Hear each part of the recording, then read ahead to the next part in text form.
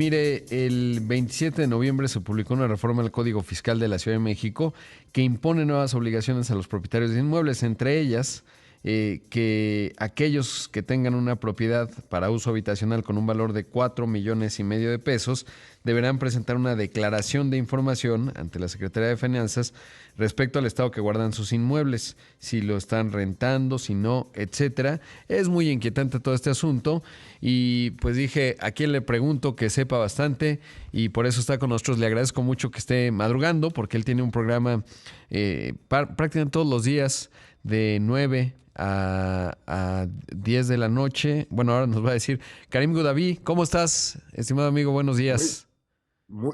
muy bien, todo perfecto aquí. Un gusto estar contigo. Yo arranco cada mañana a las 5 contigo, escuchándote, así que créeme que es un buen momento para hablar de negocio y feliz. Y efectivamente tenemos el programa en Imagen Radio y TV Multicast del lunes al domingo, todos los lunes, de lunes a viernes, de las 9 a las 10, el sábado de las 2 a las 4 y el domingo de las 2 a las 4 acompañamos a todos los que quieren aprender a invertir en bienes raíces. Fantástico, estimado Karim. Pues trabajas más que yo, porque yo de lunes a viernes temprano, pero pues nada, sábado y domingo. Muy bien. Oye, ¿qué hay de esto? Porque sí que, pues, resulta preocupante.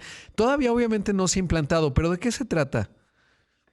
Sí, efectivamente la reforma es inquietante, si quieres, en el sentido de que pues, es una señal que no es muy positiva de potencial aumento de impuestos o potencial ataque a la propiedad privada. Y son asuntos que hemos visto con el gobierno durante el último sexenio y que pensábamos que pues, iban a frenarse, particularmente porque hay esta ambición tan importante de parte de la presidenta de poder crear más vivienda y de vivienda social para un poco resolver un poco el tema de la crisis de la vivienda. Hemos visto reformas a la ley de arrendamiento, hemos visto la ambición de crear mucha vivienda. Aquí la reforma dice de manera muy clara que quiere obtener de parte de los propietarios de viviendas habitacionales con un valor catastral de 4,5 millones de pesos, una presentación de una declaración informativa. Y la reforma es bastante ambigua. No dice exactamente lo que quiere saber. Dice que los propietarios están obligados a informar sobre el estado de sus propiedades, especificando si están habitadas en renta, desocupadas o en otros tipos de situación. Y esta ambigüedad, si quieres, no indica claramente cuáles son los objetivos de la reforma, para qué se va a usar esta información y, por supuesto, por qué está únicamente reservada a un segmento alto de propietarios con un valor de 4,5 millones de pesos de valor catastral, que tradicionalmente quiere decir en zonas grandes, en zonas urbanas, que son propiedades que están entre 9,5 y 13 millones de pesos como valor comercial. Ah, qué interesante. Y esto, digamos, en el contexto de lo que mencionas, en función de los objetivos que se han planteado en vivienda de interés social, lo que se ha señalado de gentrificación en la Ciudad de México, pues estaría, la lógica nos dice que pues habría alguna penalización porque obviamente sí hay edificios que a lo mejor la gente tiene ese edificio o ese departamento por inversión y está vacío, ¿no? Y entonces, pues digo, como bien dices, no sabemos qué quiera decir eso, pero a lo mejor le van a cobrar un impuesto mayor o alguna situación, ¿no? Claro, ¿por qué no rentan esos activos que alguien pueda tener? Pues porque el riesgo jurídico puede ser alto, ¿no? Yo alguna vez que rentaba un departamento, un verdadero muy complicado, cuando alguien te deja de pagar la renta, ¿no? Es realmente difícil, o sea, sí, no es fácil. Y es totalmente lo que mencionas, Rodrigo. El asunto es que la crisis de la vivienda en México es multifactorial y no es con una sola Pues sí. estrategia que vas a poder resolverla. Empieza por tener mayor facilidad de obtención de los permisos y de las licencias, cambiar los usos de suelos para que sean mixtos en zonas céntricas, para que sean asequibles y accesibles del punto de vista del transporte. Pasa por supuesto, la necesidad de quizás dar algunos incentivos fiscales a los desarrolladores para que puedan desarrollar este tipo de vivienda. Y hoy en día lo que vemos en realidad es, de un lado, un poco de ataque a plataformas de estancias cortas como Ujú. Airbnb, donde imaginamos que son los culpables de la crisis de la vivienda de la Ciudad de México, cuando representan ni el 1% del inventario total de viviendas. Y del otro lado, esta señal ahora hacia los propietarios de propiedades de uso habitacional con un valor catastral arriba de 4.5 millones de pesos. Hoy hay más de 200,000 viviendas deshabitadas en la Ciudad de México. La pregunta principal debería de ser por qué están deshabitadas y qué hace que los propietarios prefieran mantener una propiedad deshabitada en lugar de rentarla. Y creo que reformas sobre, por ejemplo, la gestión de los inquilinos arrendatarios podrían ser mucho más eficientes en materia posiblemente de reducción de este déficit de vivienda tan importante que tenemos.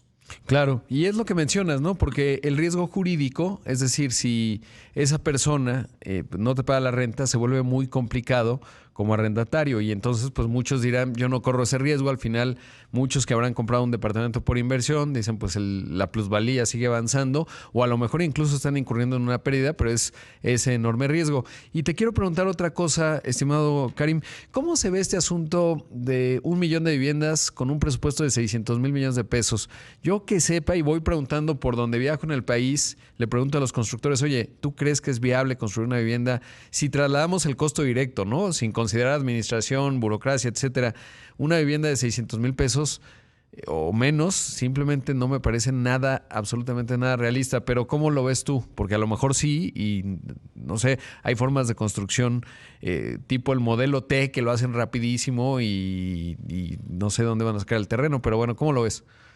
Sí, mira, te voy a compartir una visión un poco contrastada, porque creo que de un lado es importante reconocer que por una vez hay ambición, y hay ambición de construcción de vivienda, y es algo que no hemos visto durante el sexenio pasado. No se hablaba de vivienda, cuando sabemos que la vivienda es el cimiento literalmente de la construcción del bienestar y de la construcción de los hogares de las familias mexicanas. Y lo bueno del sector inmobiliario es que puedes tomar la demografía mexicana y predecir de manera muy precisa la necesidad de vivienda. O sea, si no hay acción, vamos a tener una Claro. situación cada vez más complicada, lo que entre paréntesis ayuda al inversionista, porque como no hay producción de vivienda y hay cada vez más demanda, pues los precios suben a un ritmo muy alto en México y por eso la inversión inmobiliaria es muy interesante en este país. Sin embargo, lo que sí vemos es que este número es muy ambicioso cuando sabes que tienes que alinear los intereses del gobierno federal, estatal y municipal. Y Ujú. sabemos que muchas veces es a nivel municipal que hay trabas, que hay problemas que pueden ser relacionados a la corrupción, que pueden ser trámites lentos, por ejemplo, que pueden ser un plan de desarrollo urbano que no esté totalmente alineado con los objetivos, por supuesto, de la ciudad en materia de creación de vivienda. Entonces, yo creo que si miramos estos primeros meses y el hecho de que había que hacer casi 100,000 viviendas, si quieres, o construir un volumen de vivienda importante ya, y a 3 meses no hemos podido crear todavía estas viviendas, yo creo que el gobierno tendrá que colaborar con el sector privado y rápidamente buscar de parte del sector privado un apoyo para poder acelerar la construcción de estas viviendas si quiere poder entregar su meta de construcción de vivienda al final del sexenio.